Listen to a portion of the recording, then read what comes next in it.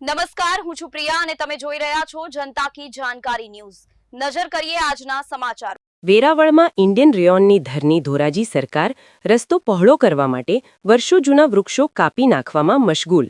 ત્યાં જ રેયોન ફેક્ટરીના ગેરકાયદેસર દબાણ કર્યું છે, જેમાં સરકાર, વહીવટીતંત્ર આંધળી બહેરી। ગુજરાત સરકાર દ્વારા ગીર સોમનાથ જિલ્લામાં વેરાવળ શહેરમાં બાયપાસ એન્ટ્રીથી શહેરમાં આવતા માર્ગ પર આડેધડ રીતે વર્ષો જૂના પિકઅપ બસ સ્ટેન્ડ દૂર કરી રાતોરાત કામગીરી હાથ ધરી છે।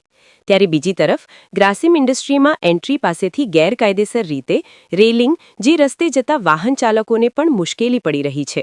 રસ્તો ટૂંકો થઈ જતા પણ તે દૂર કરવામાં જિલ્લા કલેક્ટર કે વહીવટીતંત્ર દ્વારા કોઈપણ પ્રકારની કામગીરી હાથ ધરવામાં આવી નથી।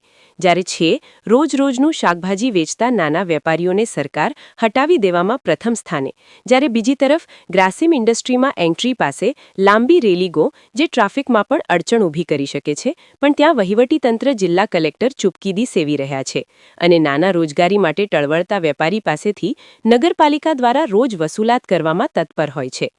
વેરાવળ બાયપાસથી વિશેષ રોડ પહોળો કરવા હજારો વર્ષોથી વર્ષો જૂના વૃક્ષોનું નિકંદન, વર્ષો જૂના પિકઅપ બસ સ્ટેન્ડ દૂર કરવા માટે રાતોરાત કામગીરી હાથ ધરી છે।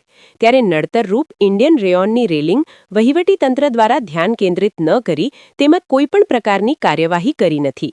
ચાલે છે બધું જ લોલમલોલ। રિપોર્ટ, ગીર સોમનાથ।